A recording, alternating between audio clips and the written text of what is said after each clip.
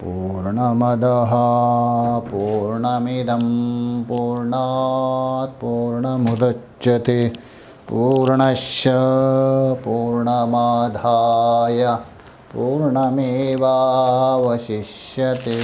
ॐ शान्ति शान्ति शान्तिः। शङ्करं शङ्कराचार्यं केशवं बादरायणं सूत्रभाष्यकृतो वन्दे भगवन्तौ पुनः पुनः। ईश्वरो गुरुरात्मेति मूर्तिभेदविभागिने व्योमवद्व्याप्तदेहाय दक्षिणामूर्तये नमः।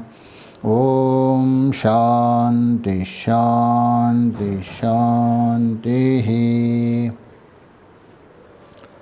हम लोग सर्व वेदांत सिद्धांत सार संग्रह को लेकर विचार कर रहे, तो विचार करते हुए साधक को अपने साधन में जो प्रतिबंधक करने वाला जो काम है उसको कैसा निवृत्त कर सकते हैं और उसकी उत्पत्ति बता दिया। तो इसलिए सबसे पहले विषयों में दोष देखना। कोई भी व्यक्ति विषयों में प्रवृत्त होता है समीचीन बुद्धि को लेकर, तो समीचीनत्व शोभनत्व बुद्धि हो तभी प्रवृत्त होता है। और वही क्या है, आपके संकल्प का कारण बनता है। तो संकल्प से ही कामना होती है, कामना के बाद प्रवृत्ति होती है। ये वस्तु अच्छी है, इस प्रकार बुद्धि के बिना कोई मनुष्य भोग में प्रवृत्त नहीं होगा। इसलिए समीचीनत्व बुद्धि ही प्रवृत्ति के कारण है। और जो ब्रह्म हत्यारा है, अनर्थ का कारण है, ऐसा जो काम को जीतने की इच्छा वाला जो जिज्ञासु साधक भोग्य विषय में सुखत्व बुद्धि है उसको त्याग करे। और जिस वस्तु को जैसा अतः जिस वस्तु का जैसा स्वरूप है, जो स्वरूप है वैसा ही उसको जान लीजिए यथार्थ रूप से। और पदार्थों के भोग से उत्पन्न होने वाला अनर्थ का चिंतन करें। दो बता दें, उससे आपके अंदर संकल्प नहीं होगा, कामना नहीं होगी। तो यहाँ तक विचार हुआ था। आगे जो बता रहे, पीछे जो बता दिया था समीचीन बुद्धि ही प्रवृत्ति के प्रति कारण है, विषयों को ग्रहण करने के प्रति कारण है, ये तो बता दिया था। आगे उसमें समीचीन बुद्धि ना हो, अशोभन बुद्धि हो अथवा उसका विरोध बुद्धि हो, तभी प्रवृत्ति नहीं होती है, ये बताने जा रहे। एक दृष्टांत के द्वारा पीछे बताया था उसे कोई स्पष्ट कर रहा है। रत्ने यदि शिला बुद्धिर जायते वा भयं ततः समीचीनत्वधीनैते नोपदेयत्वधीरपि।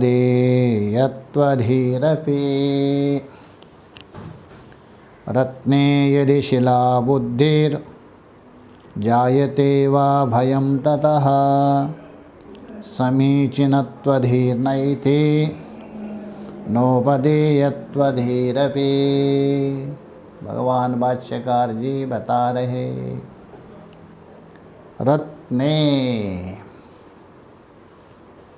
रत्न का मतलब है अमूल्य वस्तु, मणि आदि में, अथवा नवरत्न माना जाता है। मोती है, हीरा है, पन्ना है, पोखरा जाति, इन रत्नों में अर्थात अमूल्य वस्तु, रत्न का मतलब अमूल्य वस्तु। अच्छा, बाकी तो अमूल्य नहीं है क्या?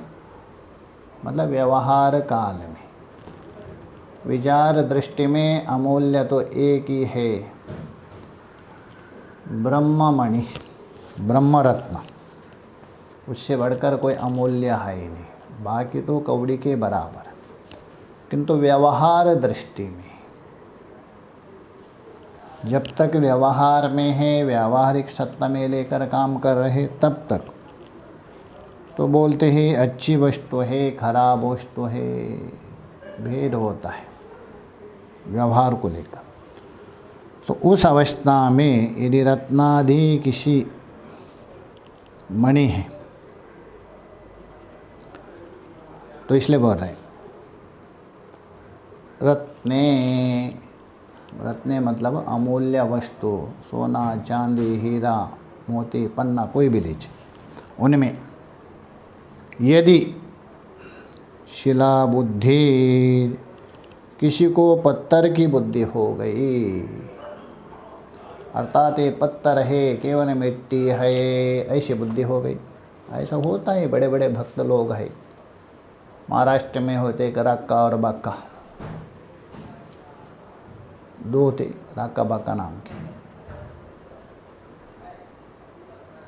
तो दोनों क्या है, भगवान के भक्त थे, अटूट भक्त थे, निरंतर भक्ति में लगे रहते थे।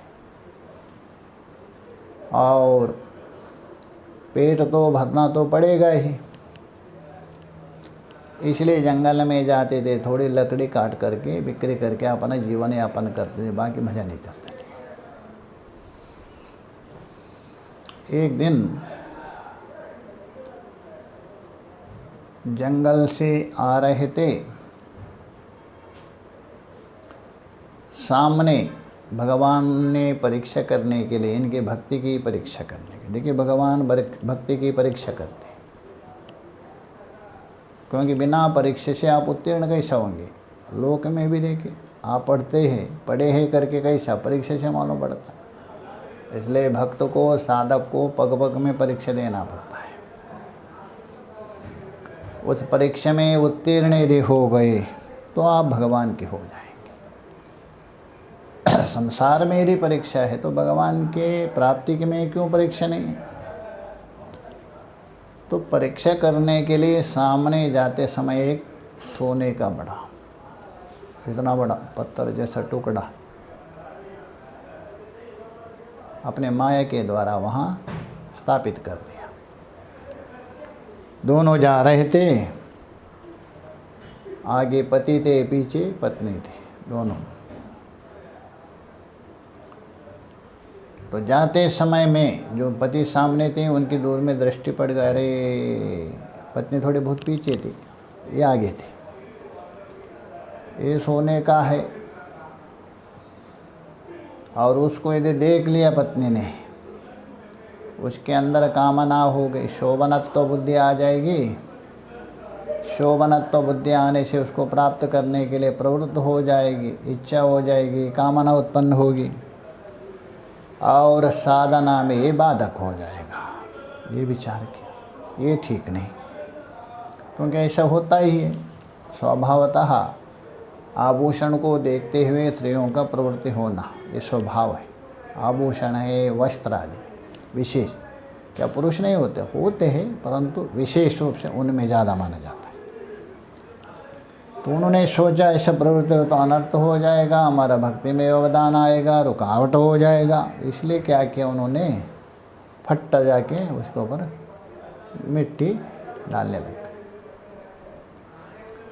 पत्नी की नज़र पड़ गई, देख लिया। तो देखते हुए उन्होंने सोचा, अरे पत्नी ने देख लिया होगा, अभी पूछेंगे क्या है करके, होता है ना, क्यों मिट्टी डाल रहे करके पूछेंगे ना। उन्होंने देख लिया, और देख कर वो क्या बता रहे, बताए,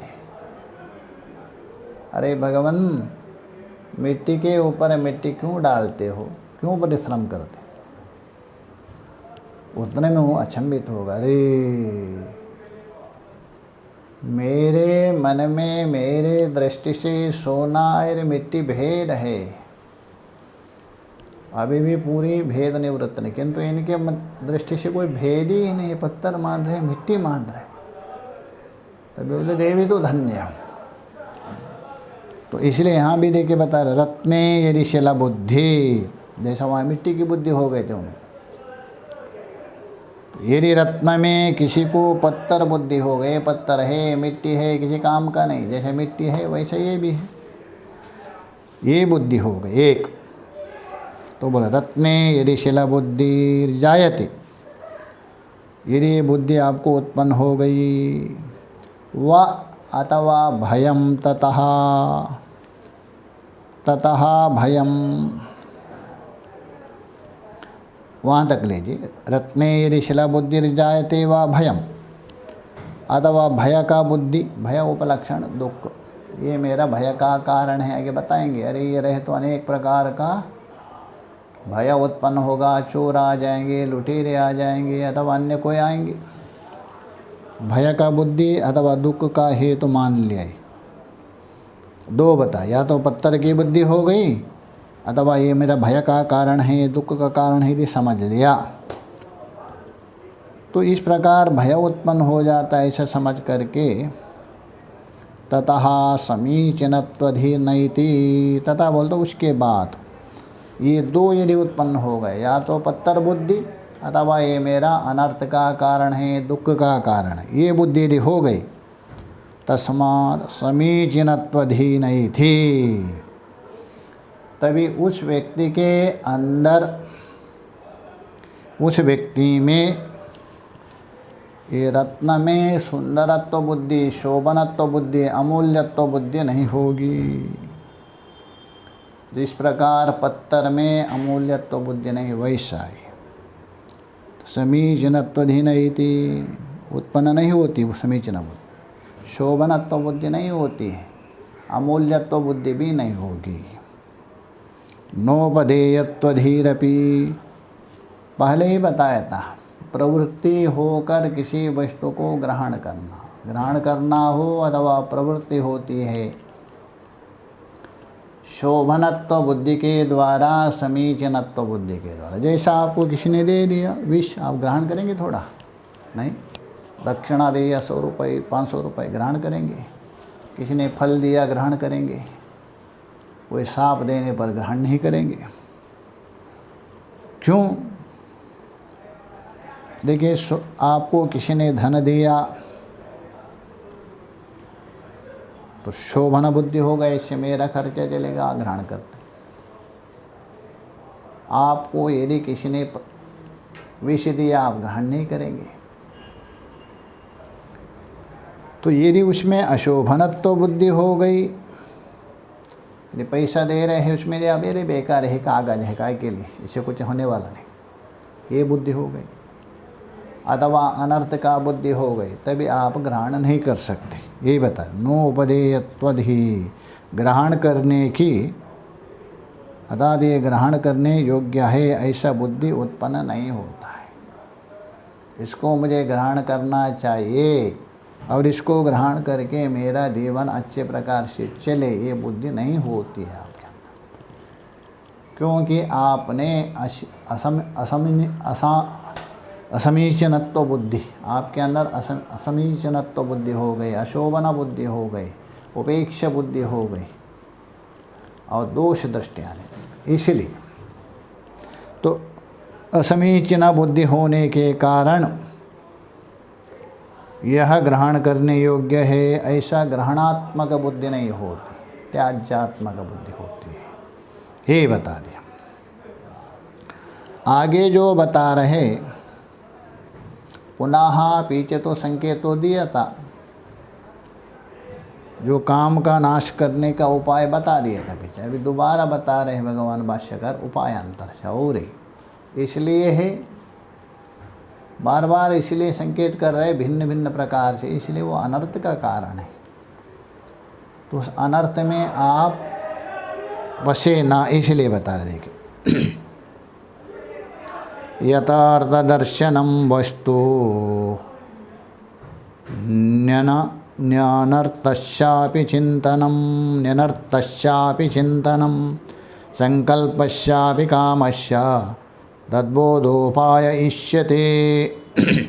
यथार्थ दर्शनम वस्तु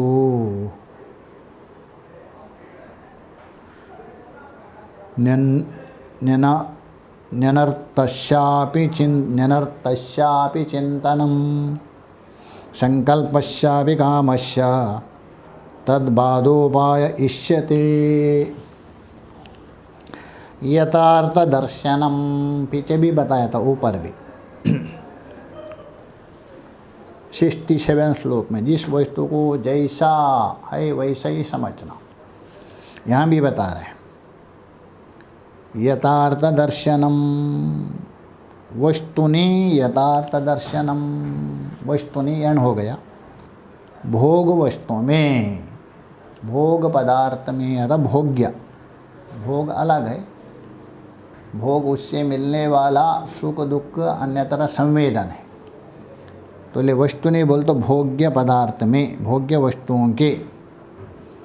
यथार्थ दर्शन बोल तो वास्तविक रूपता, वास्तविक ज्ञान, यथार्थता, जो जैसा है वैसा ही, मतलब विचारात्मक दृष्टि से, शोभनीय दृष्टि से अथवा भोग्यत्व दृष्टि से नहीं, ठीक ठीक से, वही यथार्थ दर्शनम। कुत्र वस्तुनि, तो कहने का मतलब भोग्य पदार्थों के वास्तविक ज्ञान और अनर्थस्यापि चिंतनम, दो, उसका अनर्थ जो ऊपर बताया था 67 में, वही पुनः बता रहा है विशेष रूप से। और उससे उत्पन्न होने वाला जो अनर्थ, उससे उत्पन्न होने वाला जो आपका साधन में होने वाली बाधकता आदि, अनर्थ बोलो यावत, जो भी अनर्थ, इस लोक हो परलोक हो, कोई भी जो अनर्थ है उसका चिंतन करें। अर्थात ये वस्तु मिल जाएगा, मिलने से मुझे तत्क्षण के लिए भले ही सुख मिले, किंतु इसमें हानि और दुख अधिक है। तात्कालिक सुख के लिए जो लंबा है अथवा स्थायी सुख है, उसको हम क्यों त्याग दें। और ये तो तात्कालिक सुख के द्वारा मेरा संस्कार और भी बढ़ेंगे, निवृत्त नहीं होंगे, और जितना जितना संस्कार भोगों के प्रति बढ़ते जाएंगे, उतना उतने योग के संस्कार दूर हो जाएंगे। इस प्रकार जो विचार करने से, यही बता रहे अनर्थस्य चिंतनम, ये मेरा अनर्थ का कारण है, इस प्रकार चिंतन करने से संकल्पस्यापि कामस्य तद्बाधोपायिष्यते। ये दोनों का यदि आप ठीक ठीक से विचार करें, एक जो वस्तु का यथार्थ विषयता और अनार्थ का चिंतन करने से, ये दोनों संकल्प और काम का नाश, ये दोनों मतलब संकल्प और काम का नाश करने उपाय माने जाते इन दोनों को। कौन? वस्तु जैसा है वैसा ही उसको देखना, और वो अनर्थ का कारण है। ये दो यदि आप ठीक से ज्ञान होगा दोनों का, ये दोनों क्या है? संकल्प और काम का नाश करने वाला। आपके अंदर संकल्प भी नहीं उठेगा प्राप्त करने की, तो उससे कामना भी नहीं होगी संकल्प से होने वाली। उसका उपाय बता दिया। आगे ये अनर्थ का कारण कैसा है, यहाँ भगवान भाष्यकार जी आगे के श्लोक में चित्रण कर रहे, हमारे सामने स्पष्ट रख रहे कैसा अनर्थ का कारण है, किस प्रकार साधक को व्यवधान डालने वाला है, ये बता रहे। देखिए 70वें श्लोक में, धनम भय निबंधनम सतत दुख संवर्धनम प्रचंडतरकर्धनम स्फुटित बंधु संवर्धनम विशिष्ट गुणबाधनम कृपणधि समाराधनम न मुक्तिगति साधनं भवति नाभिरिच्छोदनं धनं भयनिबन्धनं सततदुःखसंवर्धनं प्रचण्डतरगर्धनं स्फुटितबन्धुसंवर्धनं विशिष्टगुणबाधनं कृपणधीशमराधनं न मुक्तिगतिसाधनं भवति नाभिरिच्छोदनं। ऐसा है धनम धनम भय निबंधनम। आगे बताएंगे कैसा भय है करके, आप भी देख सकते हैं। जिसके पास धन नहीं है वो मस्त से सो जाएंगे बाहर रोड में भी बिस्तरा बिछा करके बिल्कुल आराम से सो जाएंगे। और जिसके पास धन है बाहर सोए तो नींद नहीं आएगी, उसके मन में चिंतन कोई मेरा धन उठा के ले जाएंगे करके। इसलिए धन भय निबंधनम, धन भय का कारण है। और धन नहीं है उसको भय क्यों होगा? कोई धन नहीं, जिसके पास कुछ नहीं भय क्यों होगा? आपके पास कुछ है तभी भय होता है। जैसा एक संत थे, बहुत स्केच में रहते थे। एक बार घूमने गए कहाँ, बिहार की तरफ, दक्षिण के संत थे, बहुत अच्छे थे, विरक्त थे पक्कड़। एक कमंडल मिट्टी का और एक कंबल रखते थे, बहुत बड़े सालक। घूमते घूमते गए बिहार की तरफ से, और सायंकाल हो गया। भोजन आदि होने के बाद वो कह दिया यहाँ कोई एकांत में कोई कुटिया है तो बता दीजिए, हम जाके वहाँ रुकेंगे। लोगों ने कहा महाराज कुटिया तो है यहाँ से थोड़ी दूर जंगल में, किंतु रहने योग्य नहीं है वहाँ, तो इसलिए आप यहीं रुकिए गांव में। मतलब मैं गांव में नहीं रुकता हूँ, क्योंकि मेरा नियम है कहाँ एकांत में हो, नदी किनारे हो अथवा जंगल में है, ऐसा कुछ गुफा आदि में ये गांव में नहीं रह सकता। गांव से कोई बाहर यदि कोई एकांत बता दीजिए। तो मैं बोलता महाराज नहीं, उस कुटिया तो है परंतु रहने योग्य नहीं, हम प्रार्थना करते आप यहीं रुक जाए। तो नहीं माना, तो कहा दिया बस इस जंगल में गए, पहुंच गए।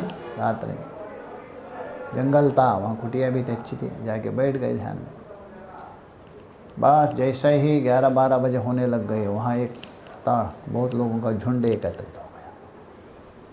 लुटेरे थे, डकैत, कुटिया में आके वो पूरा अपना प्लान बनाते थे। तो सोचा अंदर कोई बैठे हैं, उनको भान हो गया, अपना लाइट डाल के देखा एक व्यक्ति बैठा है। तो उसमें उनका जो मुखिया ने कहा डकैत, अरे बाबा जी हम लोग आए, जो कुछ है आपके पास निकाल दे जल्दी, नहीं तो हम बस आपको पीट देंगे। बाबा जी का आँख, बैठे थे आँख खोल दिया, बाहर है 10-25 लोग। तो उन्होंने कहा बाहर से क्या बोलते हो, आप लोगों को कुछ चाहिए है ना, अंदर आ जाइए, जो चाहिए सब मिलेगा, ले। ऐसा निर्भीत हो के बोलने लगा।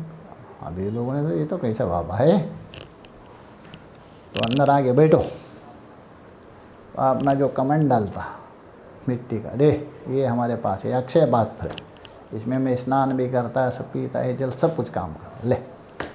और दूसरी है मेरे पास एक कंबल है, ध्यान करते समय उसी को आसन बनाकर बैठता हूँ, सोते समय आधे बिछाता हूँ आधे ओढ़ता हूँ, ठंडी हुई तो, नहीं तो उसी को बिछा कर सोता हूँ। बस ये भी ले लो।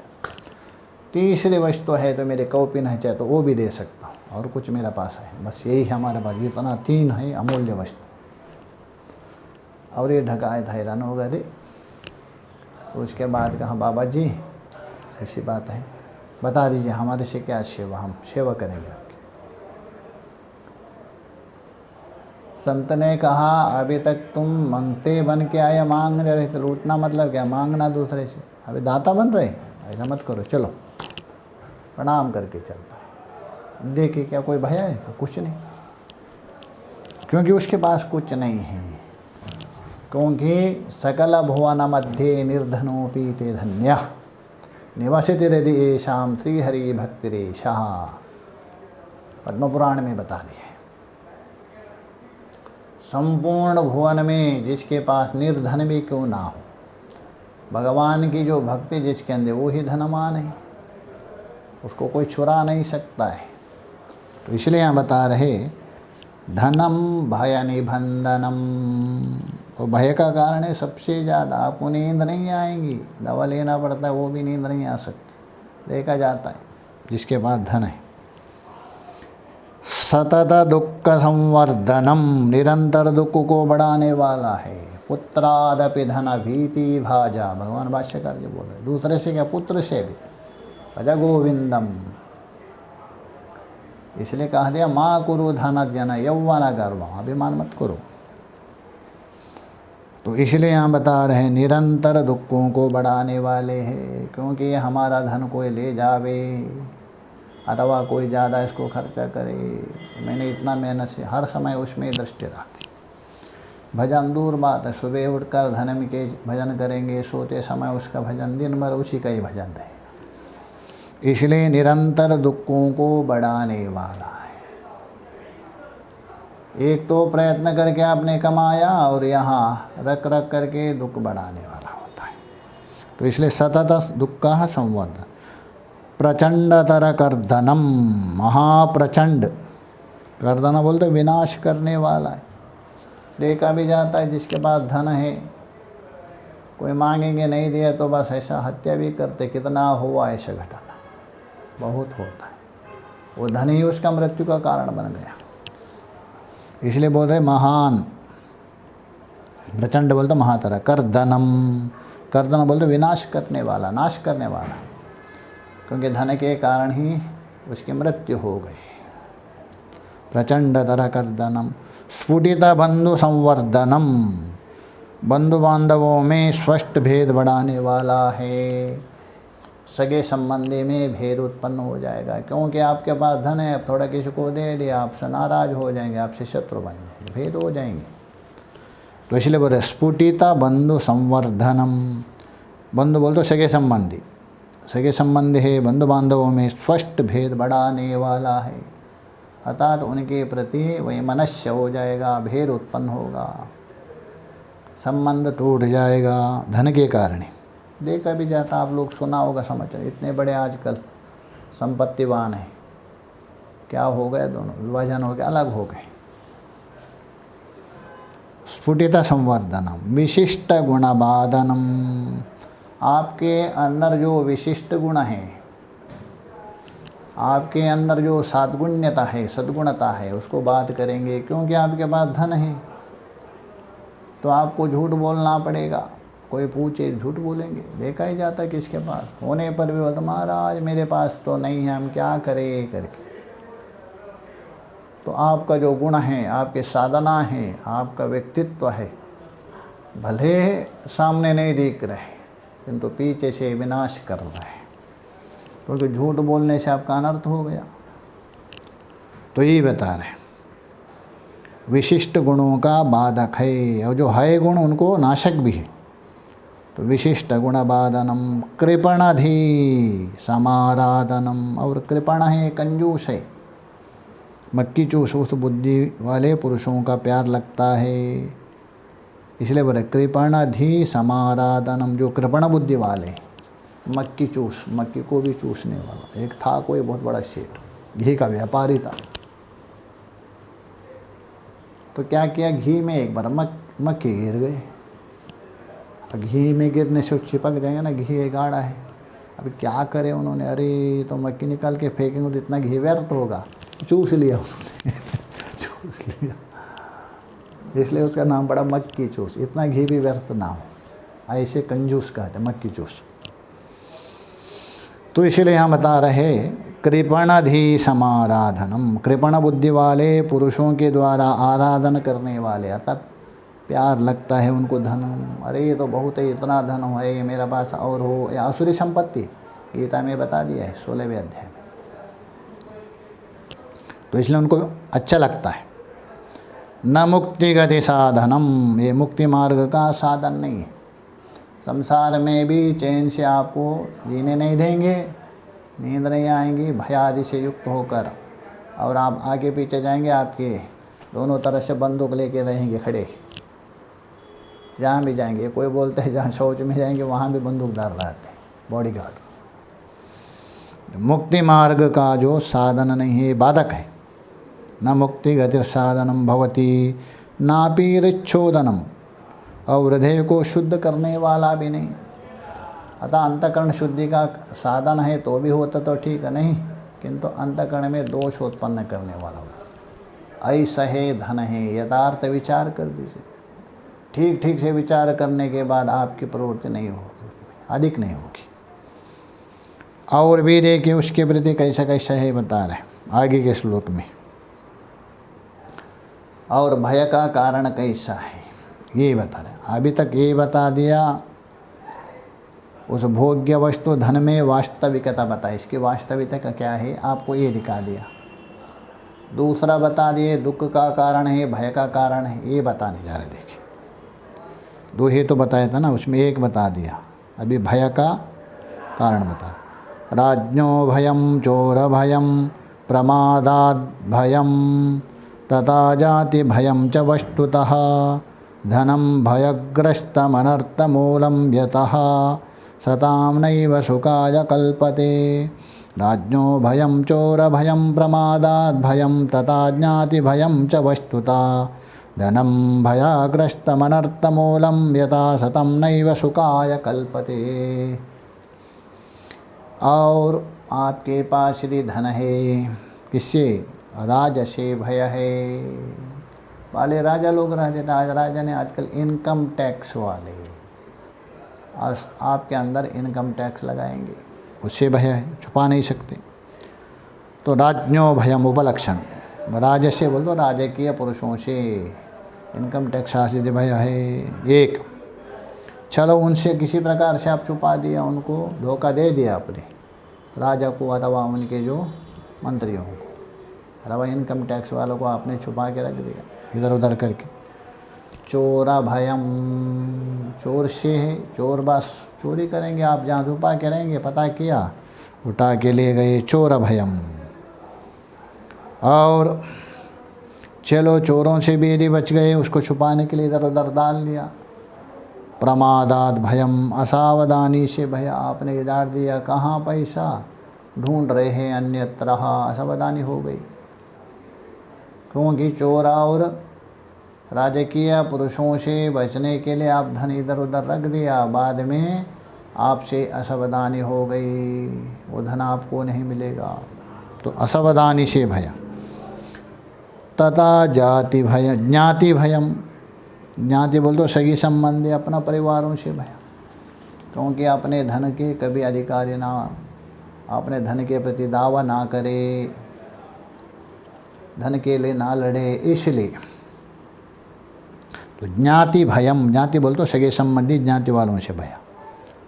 इस प्रकार राज से, राजकीय पुरुष, चोर से, असावधानी से और सगे संबंधी पुत्र आदियों से धन की भय होती है। वस्तुतः वास्तव में धनम भयग्रस्तम, धन भय से ग्रसित है, आपको सुख नहीं के बराबर है, किंतु उससे अनर्थ और दुख अधिक है, बाहुल्य है।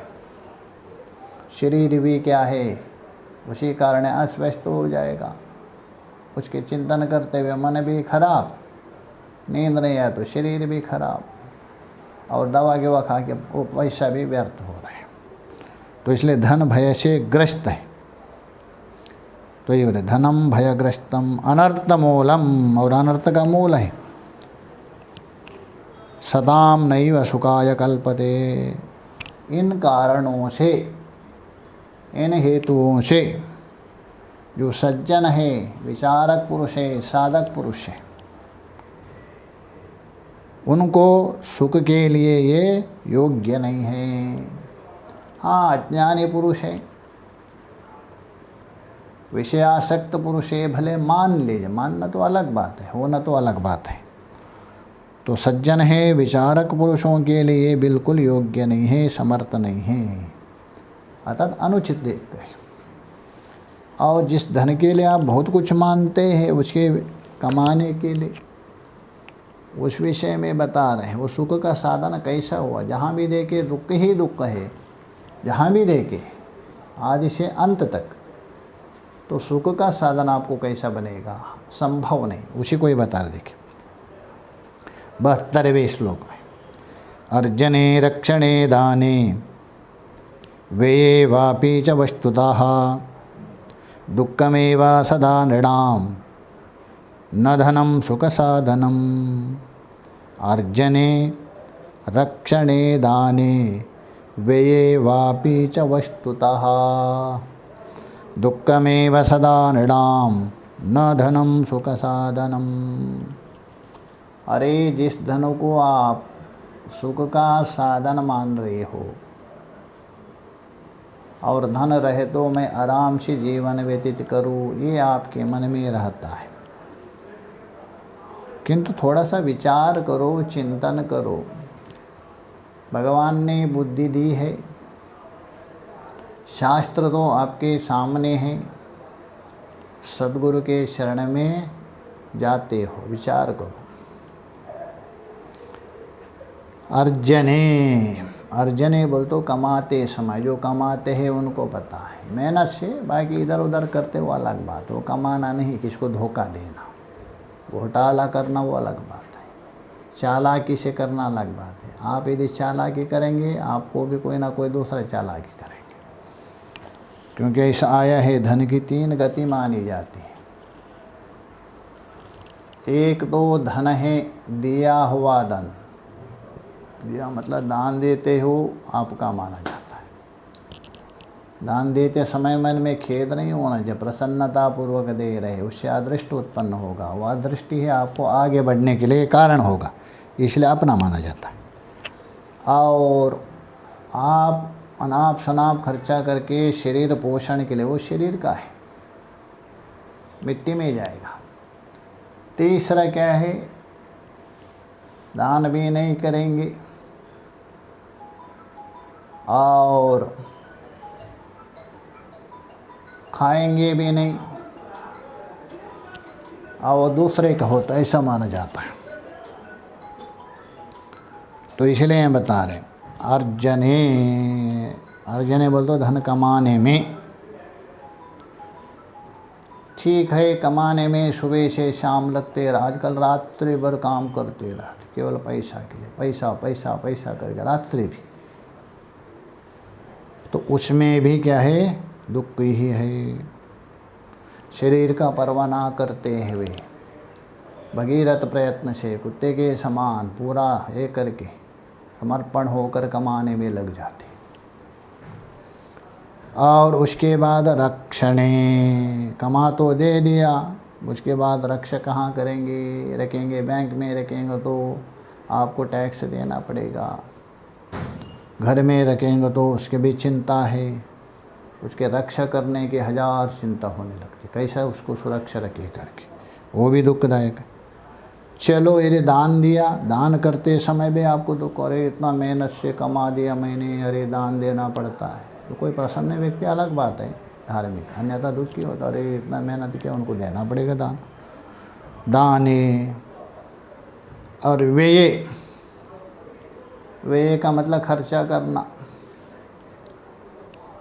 अरे इतना पैसा खर्चा हो गया, इतना खर्चा हो रहा है, अरे बाप रे, इतना मेहनत से कमाया है, इतना खर्चा हो रहा है, इतना खर्चा हो रहा है। तो इसलिए जो व्यय है, अर्थात खर्चा करने में भी आपको दुख होता है। किसमें, कमाने में दुख, रक्षा करने में दुख, और दान देते समय दुख, और रक्षा करने और खर्चा करते समय भी दुख ही दुख है। सुख कहाँ मिल रहा है आपको, इसलिए बोल रहे व्यये वापि वस्तुता, वस्तुता का आगे अन्वय। 3 दिया, अर्जने 1, रक्षणे 2, दाने व्यये वापि च दुःखमेव, दुख है। इसलिए बोल रहे वस्तुता, वास्तव में। वस्तुता बोलते यथार्थ दृष्टि, पहले का आते हैं 2 दृष्टि होती, एक अविचारीय दृष्टि, एक विचारणीय दृष्टि।